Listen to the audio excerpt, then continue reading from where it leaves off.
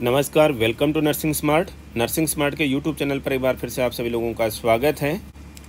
AIIMS नौशेड ने nursing officers की recruitment के लिए 3 जून को एग्ज़ाम कराया था।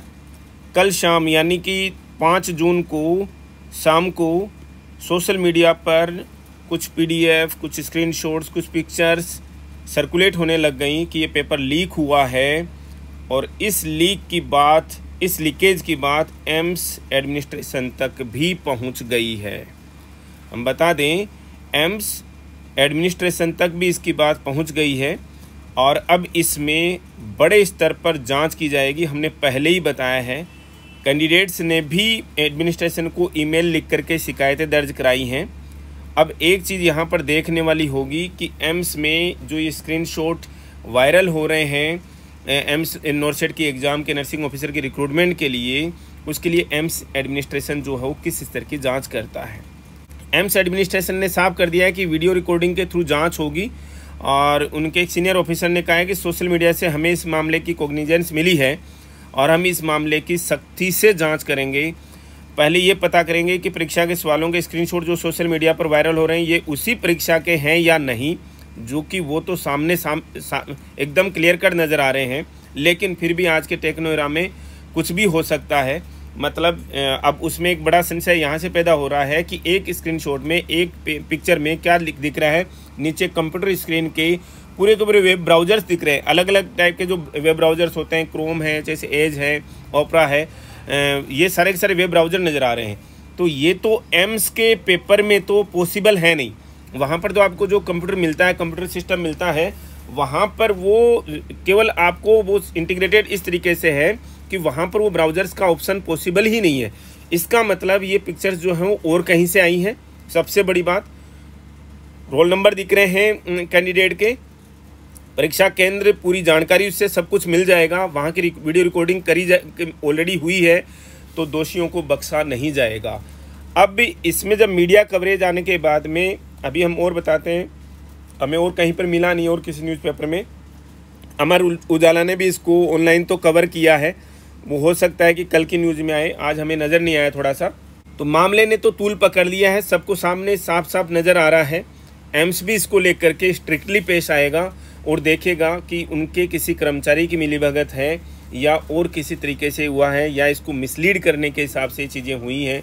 चीज़ें देखो, मतलब सबसे बड़ा जो संशय है कि 2 दिन के बाद में एम्स को ये लग रहा है कि 2 दिन के बाद में चीज़ें क्यों हो रही हैं।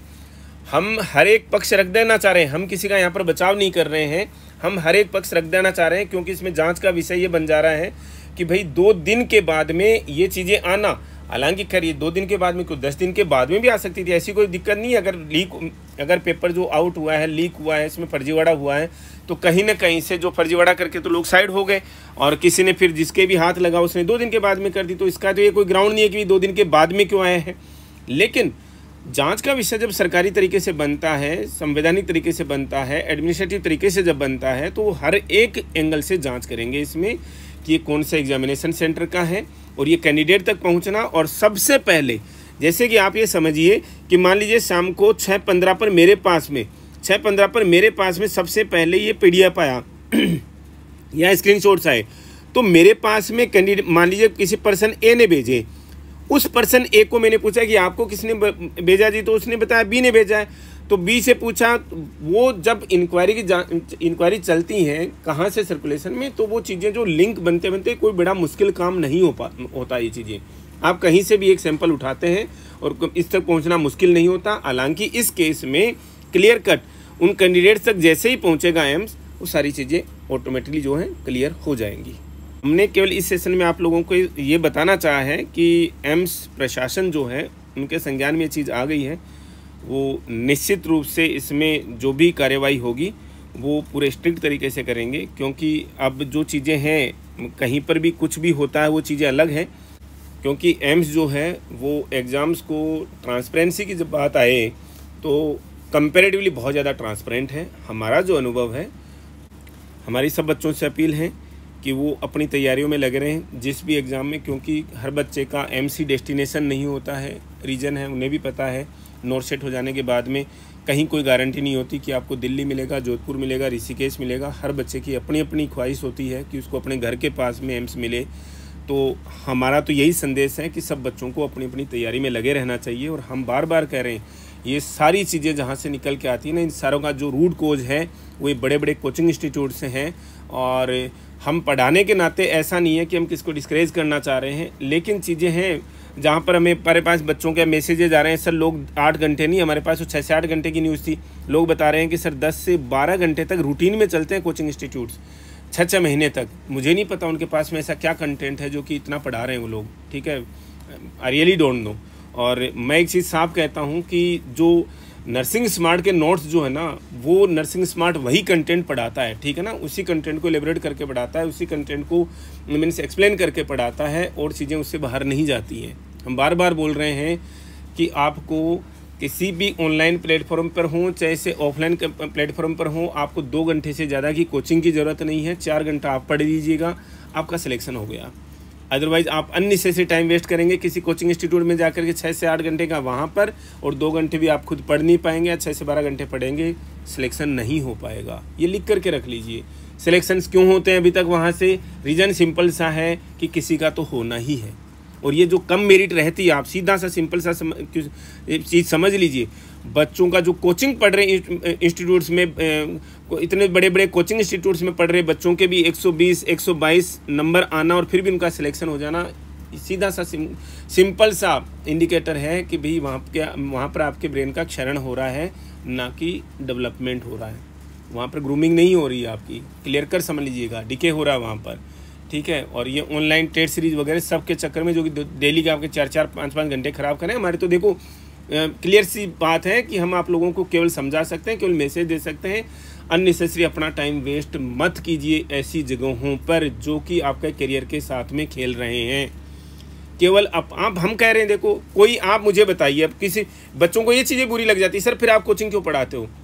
बच्चों को गाइड करने के लिए पढ़ाते हैं भाई, बच्चों को हेल्प करने के लिए पढ़ा रहे हैं। तो आप सोचिए ना कि भाई कि सर फिर कोचिंग इंस्टीट्यूट्स का, आप ये बड़ी बात तो सोचिए कि नर्सिंग स्मार्ट के अलावा कोई ये कभी बोलेगा, कोई इंस्टीट्यूट ये बोल के बता दे हमें, कोई बच्चा ये भी बोल दे, चलो किसी कहीं से भी रेंडमली उठा के बता दे कोई कोचिंग इंस्टीट्यूट जिसने आज तक ये बोला हो कि साहब सेल्फ स्टडी कर लीजिए जी, आप किसी कोचिंग इंस्टीट्यूट में एडमिशन लेने की ज़रूरत नहीं है आपको, अगर आप अच्छे हैं तो पढ़ने में, ठीक है तो आपको पढ़ने में कोई नहीं बोलेगा। आप किसी का ऐप डाउनलोड करके देख लीजिए, आपके पास में उस 10 दिन तक आपकी जान खा जाएंगे आपको, ठीक है ना। नर्सिंग स्मार्ट ऐसा नहीं करता, और हम केवल और केवल कहते हैं कि भाई हमारी जो टीचिंग का लेवल अलग है, वो क्या पढ़ाते हैं हम किसी के ऊपर पर्सनल कमेंट नहीं कर रहे हैं, लेकिन हम पर्सनल कमेंट जो ये कर रहे हैं वो भी नाम लेकर के नहीं कर रहे हैं कि 8-8 10-10 12-12 घंटे कोचिंग नहीं होती है। यूपीएससी भी नहीं पढ़ाता, एसएससी भी नहीं पढ़ाती, मतलब उनके कोचिंग सेंटर्स की बात कर रहे हैं, ठीक है ना। वो गाइड करते हैं बच्चों को, एक क्वेश्चन बताया भैया अब इस तरीके के क्वेश्चन आने मैथ में, इस तरीके के क्वेश्चन आने रीजनिंग में, ऐसे क्वेश्चन आने इंग्लिश में, तो फिर आपको खुद को करनी होती है वो चीज़ें।